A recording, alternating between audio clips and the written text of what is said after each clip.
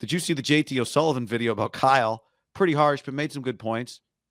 You have made some good points that you have touched on previously. Go Mustangs. I assume that's a Cal Poly shout out to you. Go Mustangs. Stangs, baby. So a bunch of people sent us this JT O'Sullivan video. I watched it late. Like I just watched it yesterday or 2 days ago. I saw it when it went viral, whatever, last week. And it was like him talking to himself dressed as Kyle. And the first time I clicked on it, I was like, I don't know what this is. I just didn't watch it. That's what I did. Okay. So I don't know, something I saw. Is he pretending to be Kyle Shanahan? Was that the point of the video? No, that's what I thought. Yes, but like it's not a part of the video, really. The meat of the video is him going through the Trey Lance injury, Jimmy's injury, Brock's injury, and Josh Johnson's injury. And I actually thought it was I didn't realize at first. I thought it was dumb. In hindsight, it's actually kind of genius because he says basically he's kind of offended when Kyle in his outgoing press conference in the season acted like it was common sense. Sometimes quarterbacks get hurt, no biggie. Agreement here. We agree on that, right? So it's actually so then he goes through each injury and goes, these guys didn't get hurt for common sense reasons. Here's the reasons they got hurt. And I did have one overarching take. So I'll give you, for those of you, John, you didn't watch it, the Trey Lance injury, he says. Well, I watched the injuries. Yeah, you watched the injuries. But he goes through the video and he just breaks. He's like, it's poorly blocked. McGlinchey gets beat.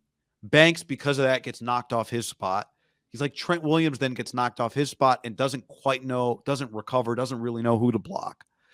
And then Trey gets hurt because the whole thing is kind of blown up from a blocking standpoint.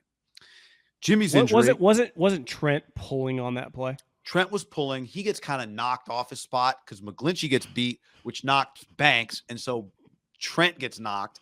And then Trent kind of wanders through the hole and doesn't block anybody and misses Cody Barton, who then drills Trey.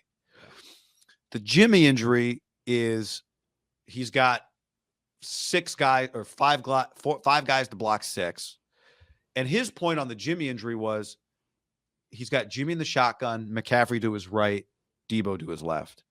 He goes, based on the pressure, both guys, instead of running whatever route they were supposed to run, should have come out and gone into the flat hot on each. He's like, if you watch McCaffrey does the right thing. McCaffrey comes out and just goes in the flat hot. But Jimmy's looking left.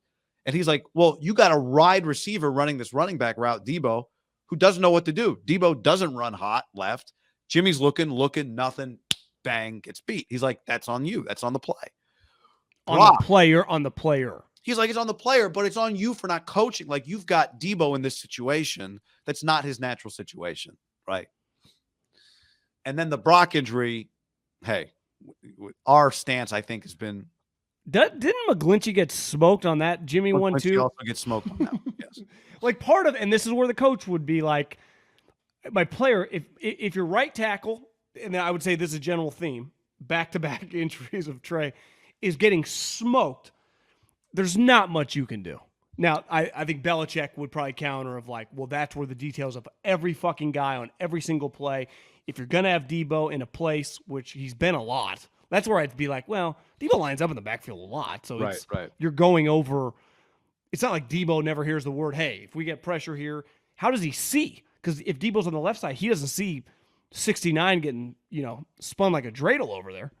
Right. I know that it ends up Phillips or whoever gets Jimmy comes from the other side, but Jimmy has to freak out because of McGlinchey, right? There's one guy unblocked, and it comes off the left edge.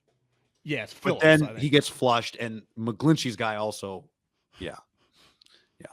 And then the other one was the Tyler Croft block, as he wrote, long ass time for a backup tight end to hold up on the edge. We have long established that. I know that play gets called. Our take on this play, I'm not going to rehash it here. We think that's a design flaw in the play. Like, there was a problem with the play. Like, there is some blame for calling that play in that situation with that protection. So here was my overall takeaway from it. Not so much the individual play Kyle stuff, but I did wonder after watching it. My first thought, John, was just, when you've got two quarterbacks that play two different styles, and so you have different plays for different players, and you spend an off season after playing with Jimmy, preparing for Trey, and you prepare for Trey, and then Trey gets hurt, and you go back to Jimmy, and then you go to Brock. Are you putting your team at a disadvantage? Are you putting Trent Williams and Aaron Banks and McGlinchey and Debo and all? Are you putting them at a disadvantage when they're not spending 100% of their time preparing for the same offense, right? If the answer to your question is, what exactly do you do on offense? If the answer is, well, it depends which quarterback you have, then you are just opening yourself up to the possibility that your guys aren't getting every possible rep doing the same thing, which is where the Ravens kind of got it. The Ravens are clear, right? Like, hey, we do one thing and we're going to get it. Make sure every guy, if our quarterback gets hurt, which he has before, the guy behind him is going to be able to at least, it's not going to be any different for the right guard when we go to the backup quarterback. Right. And I do wonder if that's just kind of that is part of what Kyle Shanahan's team has to overcome a little bit. Right. What they went all in on the Trey offense, didn't they? Went all in on the Trey offense. And then they played it. But, the Trey offense was not the offense they'd run the year before. Right. So it goes to reason if Trey played 17 weeks, week 8, that offense could be better than it was week 2 because these guys are, running different plays than they run the year prior. Yeah. But they ran the same offense with the other two guys, right? They just went back to their normal offense. Yeah, they ran the same offense with the other two guys. Yeah. I'm not it's not even a blame assignment takeaway that I had so much as just like, yeah, I mean, if you run things differently and you have to change it on the fly, it opens yourself up to little cracks. All 3 injuries happened on plays where, and JT's point, I agree with him. Like, if you're going to, running Trey was part of the deal, right? Part of why you drafted him. So whatever, that's the one I have the least amount of problem with. So that's just part of it. Sometimes shit happens, but all 3 guys got hurt on plays that were, and maybe if we checked NFL history, quarterbacks always get hurt on, I don't know if you'd call them broken plays, but more often get hurt on plays where there's a missed blocking assignment or something like that, right? Well, I mean, I think about Steve Young laying on the ground. I'm pretty sure Aeneas Williams was untouched coming off the edge and fucking killed him, right? I mean, I think a lot of times quarterbacks historically have been killed.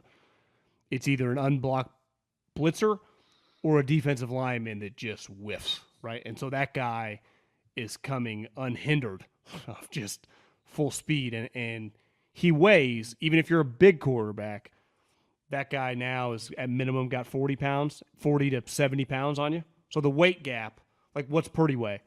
215? What's Reddick weigh? I mean, at minimum 250. Right.